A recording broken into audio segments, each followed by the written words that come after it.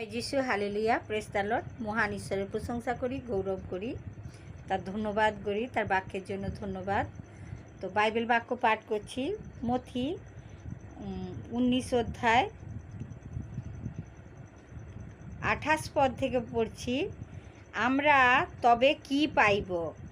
অর্থাৎ প্রভু যিশু শিষ্যরা এখানে বলছেন যে যিশু তাহাদিগকে কহিলেন, আমি তোমাদিগকে সত্য কহিতেছি, তোমরা যতজন আমার পশ্চাৎগামী হইয়াছ, পুনঃ সৃষ্টিকালে যখন মনুষ্যপুত্র আপন প্রতাপের সিংহাসনে বসিবেন, তখন তোমরাও দ্বাদশ সিংহাসনে বসিয়া ইসরায়েলের দ্বাদশ বংশের বিচার করিবে।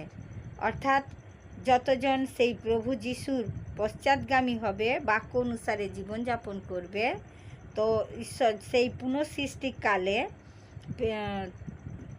যখন প্রভু যিশু আসবেন, মনুষ্যপুত্র আপন প্রতাপের সিংহাসনে বসিবেন, তখন তোমরাও দ্বাদশ সিংহাসনে বসিয়া ইসরায়েলের দ্বাদশ বংশের বিচার করিবে।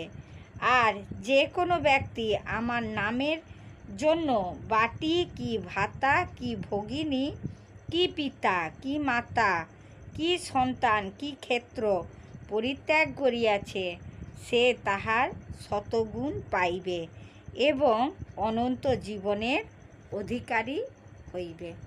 তাহলে প্রভু যিশুর জন্য যদি আমরা এই সমস্ত কিছু ত্যাগ করতে পারি, তো ঈশ্বর কী করবেন? আমাদের দ্বিগুণভাবে আশীর্বাদ করবেন। জয় যিশু, hallelujah, amen, praise the Lord.